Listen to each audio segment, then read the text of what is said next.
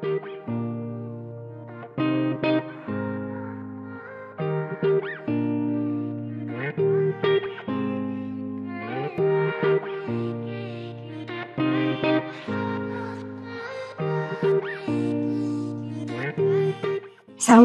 warahmatullahi wabarakatuh. Salam semangat, berkarya, berani, dan inovatif. Saya Teti Hermawan. Kali ini saya berada di salah satu restoran yang pastinya sudah cukup dikenal dong di Kota Bogor ya. Tepatnya ada di Sentul. Restoran ini bernama Kongji Cafe Sentul yang terletak di Jalan Gunung Batu, Desa Bojongkoneng, Sentul, Kecamatan Babakan Madang, Kabupaten Bogor. Tempatnya cukup cozy, kemudian juga view alamnya juga cantik sekali dan ini cukup keren menurut saya. Sebagai bentuk kontribusi untuk UMKM di sekitarnya, apalagi para pelaku usaha baru yang notabene mereka baru membuat sebuah bisnisnya, maka ini adalah salah satu bentuk support dari kami sebagai tim manajemen dari channel ini untuk memperkenalkan dan mempromosikan bisnis-bisnis kuliner yang ada di Indonesia. Sahabat UMKM, sebelum kita memulai, jangan lupa saya mohon dukungannya, subscribe, like, dan komennya agar kita selalu saling support dan juga saling membelajarkan dalam bentuk apapun. Nanti di ujung dari tayangan kita, nanti kita akan ada coba sesi tanya jawab melalui kolom komentar di dalam channel ini. Dalam video kali ini saya akan membahas tentang aspek bagaimana perempuan wirausaha itu memaknai bisnisnya, hambatan yang dirasakannya, kekuatan perempuan dalam mengelola dan mengambil keputusan dalam bisnisnya, dan juga motivasi atau motif bisnisnya. Kemudian saya juga akan merangkum semua aspek penting di dalam model bisnis kewirausahaan perempuan. Nah, sebelum kita membahas lebih lanjut lagi, perlu saya sampaikan bahwa materi yang akan kita bahas kali ini adalah sebetulnya novelty dari penelitian saya di tahun 2023 akhir kemarin ya. Jadi penelitian ini terkait dengan kewirausahaan perempuan, dilihat dari motif dan motivasinya, serta model bisnis yang dimilikinya. Ini sebetulnya adalah case ya. Ini sebetulnya adalah case untuk bisnis skala mikro dan kecil dalam bidang kuliner dan fashion ya. Jadi memang ada dua usaha yang menjadi fokus dalam penelitian ini. Jika kita berbicara dasar atau misalnya latar belakang di dalam sebuah penelitian, penelitian ini didasarkan atas sebuah fenomena kewirausahaan perempuan di Indonesia. Jadi kalau kita merujuk kepada Kemenko UKM di tahun 2020 ya tentang kewirausahaan perempuan, itu menyatakan bahwa kewirausahaan perempuan itu lebih didominasi oleh sektor usaha makanan dan minuman.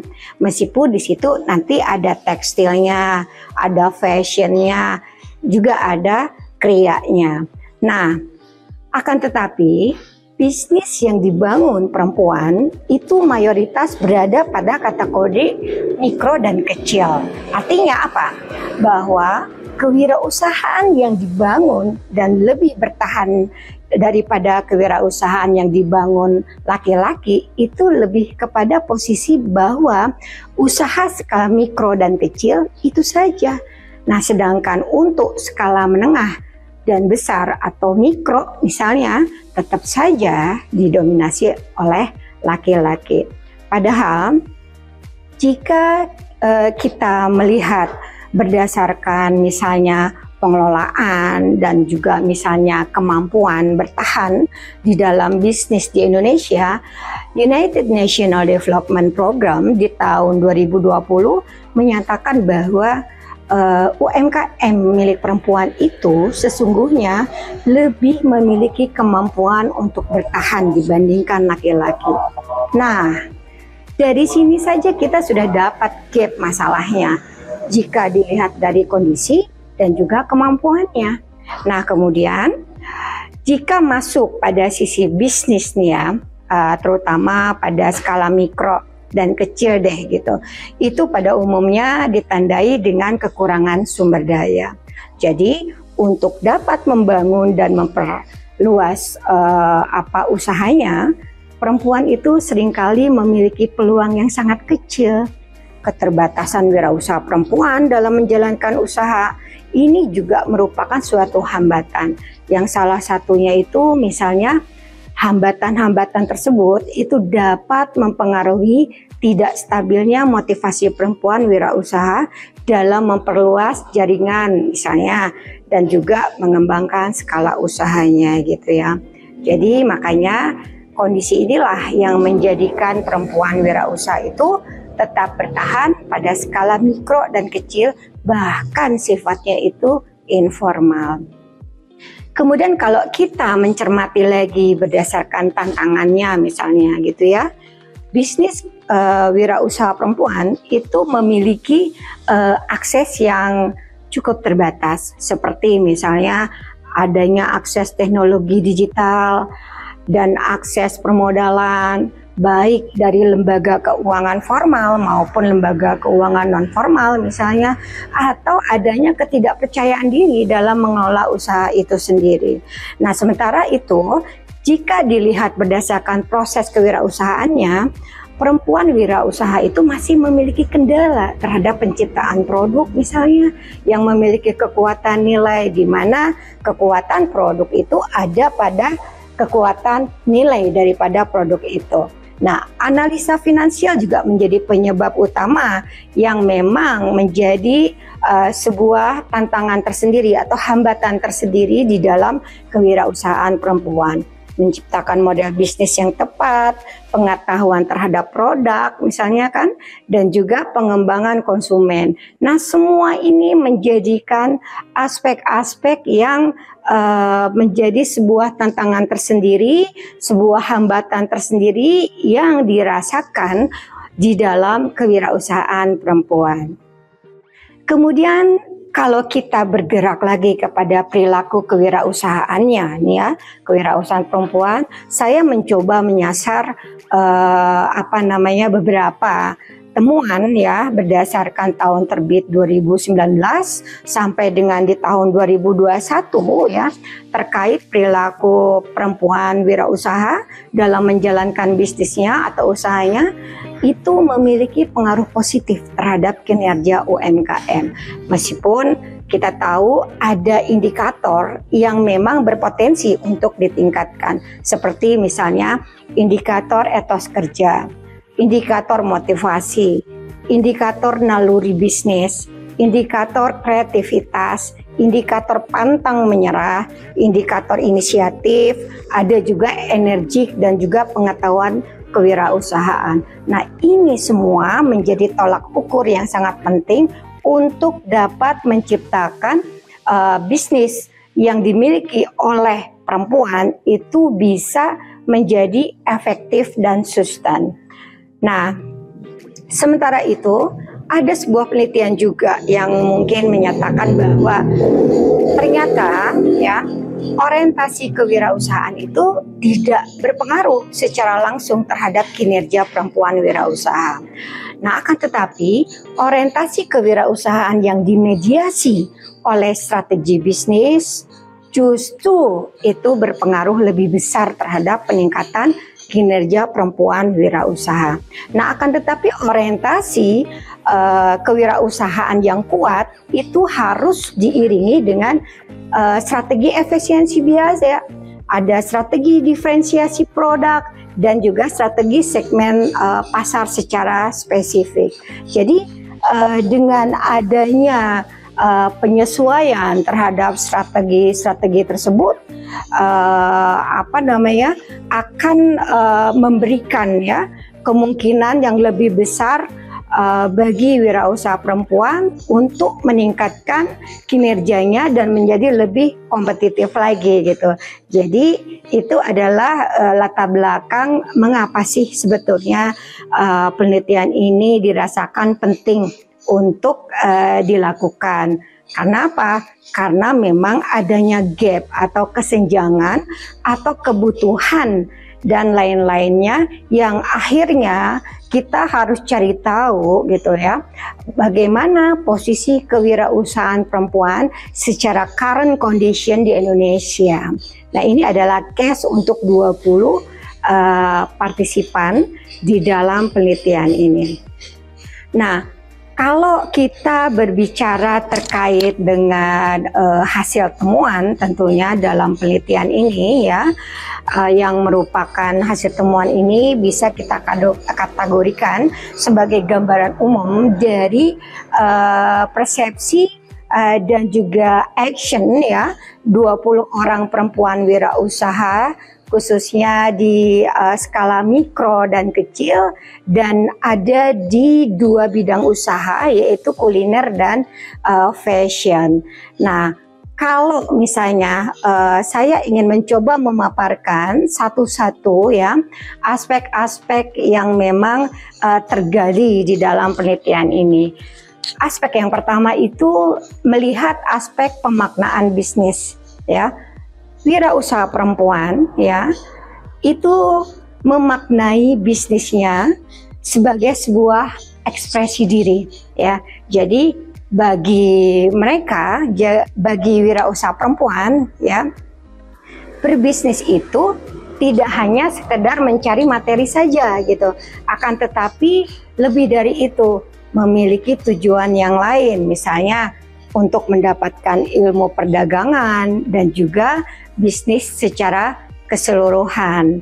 Nah, ilmu bisnis itu dirasakan tidak hanya berupa material produk saja, tetapi juga ada hal lain di luar itu, seperti misalnya bagaimana mencari atau bagaimana caranya memantau tren bisnis saat ini, disebabkan karena dinamisnya sistem bisnis yang menjadi tren dunia, misalnya khususnya digital atau online.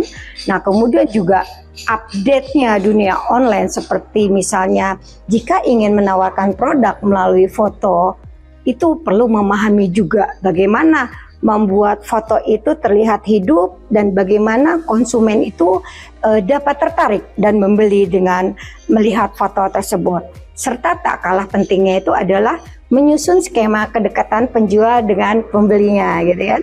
Di mana di dalam skema ini ternyata yang mempengaruhi keberlanjutan bisnis itu apabila pelaku usaha atau di dalam model bisnisnya itu memiliki strategi customer relationship. Nah, customer relationship ini menjadi salah satu akses ya, menjadi salah satu alat yang memang bisa untuk meng-create bagaimana pelanggan-pelanggan yang kita temui atau pelanggan-pelanggan yang sudah ada, yang sudah kita pegang itu kita jadikan sebagai pelanggan yang loyal gitu ya. Nah, oleh sebab itu yang perlu kita pahami bahwa bisnis itu adalah dunia bisnis yang sangat dinamis, yang harus mau belajar. Dan tentunya para pelaku usaha itu perlu beradaptasi sesuai dengan kebutuhan pada saat ini atau dunia digital gitu ya. Kesimpulannya memang dapat ditarik bahwa bisnis atau berbisnis itu adalah pembelajaran buat diri sendiri yang juga padat ya, terkait penyesuaian terhadap pasarnya, penyesuaian terhadap agennya, penyesuaian terhadap resellernya, dan dunia perdagangan pada produk yang kita jual. Karena memang pada dasarnya bisnis tidak hanya menghasilkan uang, tetapi juga dapat menghasilkan networking ya, atau network, serta juga hal-hal positif yang yang akan menghasilkan koneksi ataupun juga profit lainnya. Itu yang tadi berdasarkan dengan pemaknaan bahwa wirausaha itu memaknai bisnisnya sebagai yang tadi itu. Nah, kemudian kalau kita melihat kewirausahaan perempuan berdasarkan aspek hambatannya nih ya. Nah, hambatan yang dirasakan selama mengelola bisnis untuk kedua bidang tersebut, yaitu kuliner dan juga fashion, itu ada di seputar harga bahan baku yang semakin naik. Jadi harga bahan baku yang semakin naik itu menjadi sesuatu yang PR ya buat para wirausaha. Karena apa? Karena harga produk itu harus tetap dijaga serta konsisten. Nah, yang ada dan yang terjadi, konsumen terkadang sangat mempermasalahkan kenaikan harga yang secara tiba-tiba. Meskipun tidak seluruhnya sih ya, konsumen selalu mempermasalahkan harga yang berubah tersebut. Nah, kemudian hambatan yang kedua itu terkait dengan mempertahankan daya beli konsumen supaya tetap menjadi konsumen. Nah, proses itu menjadi hal yang sangat sulit dilakukan karena persaingan yang ketat dan selera konsumen yang berubah-ubah, sehingga memang banyak pelaku usaha perempuan itu agak sulit membaca, ya gitu kan, maunya konsumen itu seperti apa. Bahkan ada beberapa kejadian di beberapa bisnis yang sudah saya coba gali informasinya, itu pelanggan-pelanggan yang loyal pun gitu ya, terkadang hilang dengan begitu saja gitu. Padahal mungkin dia sudah menjadi pelanggan tetap selama bertahun-tahun. Karena apa? Karena tadi tingkat persaingan bisnis itu sangat-sangat kompetitif ya, sangat-sangat ketat, sehingga mau tidak mau pelaku usaha itu perlu dengan sabar, perlu dengan usaha yang lebih lagi untuk berupaya berinovasi ya terhadap produk-produk yang ditawarkan kepada konsumennya.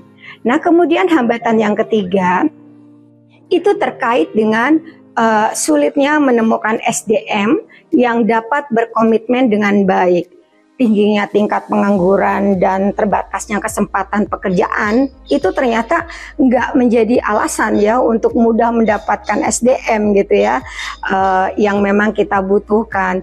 Justru tetap dirasakan sulit gitu. Nah, ini menjadi PR yang perlu dicari tahu di masyarakat ya. Sebetulnya ada fenomena apa sih di masyarakat itu yang butuhin kerja banyak, pengangguran banyak gitu, yang memberikan pekerjaan pun sebetulnya banyak, tetapi kenapa itu tidak saling bisa bersinergi, tidak saling bisa berhubungan antara persoalan dan juga solusi. Nah, ini menjadi PR yang perlu kita tindak lanjuti bersama. Ada apa atau ada fenomena apa yang terjadi di dalam masyarakat kita dan juga di dunia pekerjaan atau di dunia kerja kita. Nah, kemudian hambatan yang keempat itu adalah terkait resiko terhambatnya pengembangan bisnis di bidang kuliner dan fashion di 3 tahun terakhir, karena memang adanya pandemi, sehingga mau tidak mau ya bisnis kuliner dan fashion itu agak mengalami keterhambatan ya, meskipun bisnis kuliner dan fashion itu tergolong bisnis yang sangat menjanjikan sebetulnya, karena memang memiliki pasar yang cukup luas dan juga resiko yang memang tidak terlalu besar ya ketimbang bidang-bidang bisnis yang lain. Nah, kemudian hambatan yang kelima itu adalah terkait dengan komunikasi digital ya. Nah, semakin menjadi tren di kalangan wirausaha perempuan untuk membantu proses promosi, proses penjualannya, sampai kepada proses transaksinya. Tetapi kita tidak memungkiri ya bahwa faktanya tren digital itu memicu semakin banyaknya cybercrime, ya kan? Sehingga bagi sebagian wirausaha perempuan itu tidak sedikit yang mengalami resiko kerugian yang berdampak kepada konsumen. Penipuan secara digital sudah sangat beragam, seperti contohnya misalnya jika dilihat dari konsumen seringkali memiliki kebiasaan yang berubah-ubah, transaksi yang seharusnya lancar dan sudah pasti tiba-tiba dalam hitungan menit atau jam tiba-tiba batal dan alasannya tidak jelas. Begitu juga dengan agen, khususnya misalnya di bidang fashion. Contohnya pada produk jam tangan, yang seringkali melakukan kecurangan, tidak konsistennya pihak-pihak perdagangan, agen, kurir yang memang melakukan kecurangan disebabkan karena attitude misalnya gitu kan yang kurang baik, atau praktek-praktek manipulatif yang dilakukan oleh lainnya gitu. Nah ini kita tidak bisa menutup mata dengan kejadian-kejadian seperti ini, dan ini memang masih banyak sekali berlaku ya, apalagi di kuliner itu luar biasa gitu ya, baik misalnya kurirnya juga yang terkena dampak, konsumennya juga yang terdampak, bahkan pelaku usahanya pun seringkali terdampak. Nah, itu adalah aspek yang kedua yang memang masuk di dalam penelitian kali ini. Nah, aspek yang ketiga itu terkait dengan kekuatan perempuan dalam mengelola dan mengambil keputusan di dalam bisnisnya. Kalau kita berbicara terkait kekuatan perempuan, ya, maka salah satu kelebihan yang dimiliki perempuan itu adalah dapat multitasking, ya kan? Di dalam kehidupan sehari-harinya, perempuan dapat memiliki lebih dari satu peran dalam kehidupannya. Perempuan dapat berperan sebagai seorang istri, seorang ibu bagi keluarganya, misalnya kayak gitu kan. Kemudian juga perempuan juga dapat berperan sebagai pemilik bisnis yang dikelolanya sendiri dalam waktu yang bersamaan. Nah, pada bisnis-bisnis yang dikelola perempuan ya, memiliki kelebihan dalam beberapa hal.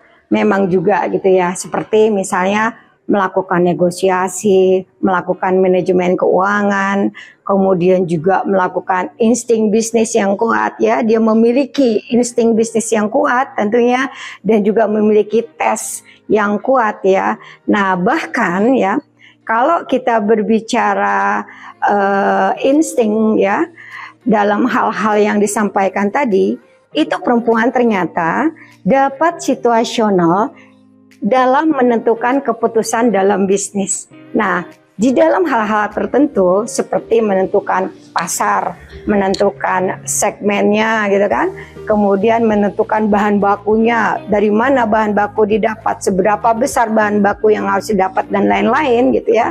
Misalnya kemudian dari hal produksinya atau produknya, dari hal promosinya, bahkan keputusan dalam mendesain kemasan pada produk yang akan ditawarkan pun itu ya, itu masih menjadi keputusan perempuan gitu. Sementara pasangan atau misalnya suaminya itu hanya bersifat melengkapi ya aktivitas-aktivitas yang tidak dapat dilakukan oleh perempuan, misalnya seperti bagaimana aktivitas distribusinya, bagaimana pengawasannya, dan yang lain-lain. Sehingga dengan kondisi tersebut dapat dikatakan bahwa perempuan itu memiliki posisi penting di dalam pengambilan keputusan kepada bisnis itu sendiri. Nah, tetapi saya ingin menyampaikan hasil temuan yang agak berbeda dari temuan yang tadi gitu, bahwa ada beberapa sih yang menyatakan ya dari partisipan yang coba saya wawancarai kemarin ya, yang berbeda disampaikan bahwa jika dalam bisnis tersebut itu skill atau kompetensi terbesar dan utamanya itu ada pada perempuan, mulai dari misalnya awal pendirian bisnisnya, maka jelas powernya itu ada di perempuan, termasuk menjadi pengambil keputusan penting bagi bisnisnya. Tetapi jika lelaki yang memiliki peranan penting di dalam bisnis tersebut, maka sudah pasti power ada di laki-laki atau suaminya atau pasangannya gitu ya. Dan keluarga sebagai supporting dari bisnis yang dijalankan itu hanya bersifat supporting saja ya, atau misalnya membantu dalam melakukan hal-hal yang memang tidak bisa ditangani oleh pasangannya atau pelaku usaha perempuan. Jadi memang kalau kita berbicara terkait insting tadi, perempuan itu memang betul-betul ya memiliki insting yang sangat tajam dan sangat detail gitu ya. Perempuan itu sudah terbiasa berpikir detail. Ketika terjadi hal-hal yang tidak sesuai, maka perempuan akan tahu secara cepat ya. Jadi insting penting, harus dimiliki oleh wirausaha, tidak hanya perempuan tetapi seluruh wirausaha. Nah, insting juga dapat membantu bagaimana dapat bertahan secara ekonomi. Jadi pada saat insting ekonomi, wirausaha itu harus memilih secara kualitas, tidak hanya berupa barang saja tetapi juga kualitas konsumen seperti apa begitu ya. Juga misalnya kualitas pelayanan kurirnya seperti apa, serta bagaimana hubungan dengan agen-agen. Jadi insting di dalam melihat kualitas dari dari semua sumber itu harus ada dan sangat diperlukan, dan itu membutuhkan ketajaman tersendiri ya untuk melihat hal-hal seperti itu. Nah, kemudian kalau kita melihat dari aspek motif bisnisnya gitu ya, saya dapat mengatakan bahwa motif perempuan melakukan bisnis itu sebagian besar lebih karena situasi ekonomi, memang kita akui itu, dan mau mengambil resiko untuk keluar dari zona nyamannya. Nah, sementara bidang yang dipilih adalah kuliner dan fashion, itu lebih disebabkan karena kuliner dan fashion itu sebetulnya memiliki target market yang lebih umum ya, dan memang untuk menyasar kedua bidang usaha itu lumayan cukup gampang dan juga beresiko kecil ya dalam hal ketahanan produknya. Jadi memang kebanyakan dari wirausaha perempuan itu kecintaan terhadap produk dari suatu daerah dan juga ingin melestarikannya, serta hobi mengoleksi barang terutama di fashion itu merupakan motif wirausaha perempuan membuka bisnis.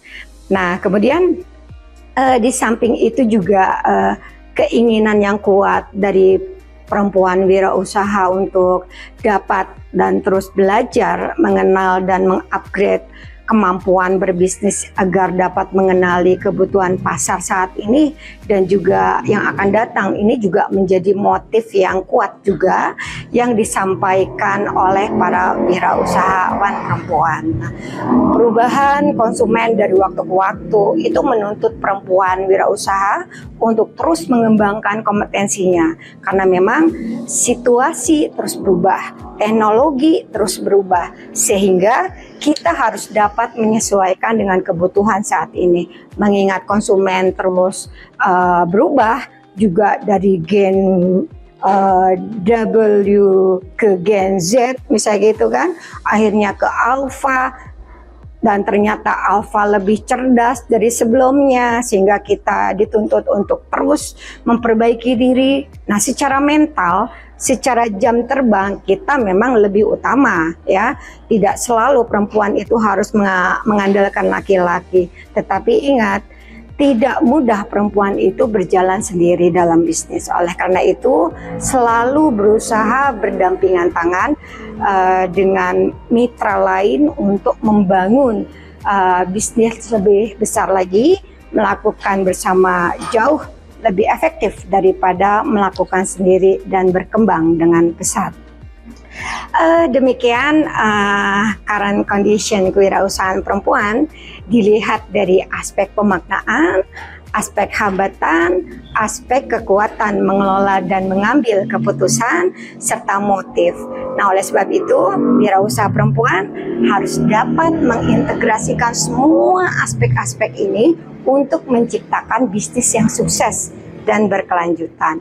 Nah, temuan ini mungkin merupakan perspektif yang berbeda dari temuan-temuan lainnya yang sudah dilakukan peneliti sebelumnya. Tetapi sahabat UMKM dapat memanfaatkan perspektif yang berbeda ini untuk dapat menciptakan inovasi dan juga peluang baru. Harapannya seperti itu ya. Jadi jangan lupa tonton terus channel kita. Semakin hari dan semakin hari channel kita akan selalu menampilkan konten dengan materi-materi yang update, materi-materi yang memang dibutuhkan, dan juga materi-materi yang sangat menarik. Demikian sesi pemaparan gambar kondisi kewirausahaan perempuan. Saya cukupkan sampai di sini. Sekali lagi, jangan lupa sahabat UMKM, buat subscribe. Ya tetap subscribe ya, like dan juga pastinya harus komen juga ya. Nanti kita ada hal-hal yang perlu disampaikan, bisa disampaikan lewat kolom komentar. Jadi channel ini memang sebagai ajang silaturahim bagi sahabat UMKM yang memang memiliki kepentingan atas pengetahuan yang sama. Nanti di dalam kolom komentar kita akan ada diskusi, bahkan kita akan menyampaikan sumber-sumber materi yang kita sampaikan di channel ini. Jadi memang kalau para sahabat UMKM membutuhkan sumber atau referensi, bisa juga kita bantu insya Allah ya. Nah, untuk mendapatkan inspirasi dari perempuan yang telah berhasil menciptakan perubahan melalui bisnis mereka, bisa kita saksikan pada video selanjutnya ya. Sebagai penutup, saya akan sampaikan pantun dulu untuk para sahabat UMKM. Bunyinya begini ya. Di tengah hiruk pikuknya dunia, perempuan kuat dan hebat takkan pernah berdiam diri. Bersama mimpi yang tidak pernah pudar, saatnya bangkit, saatnya beraksi. Wassalamualaikum warahmatullahi wabarakatuh. See you.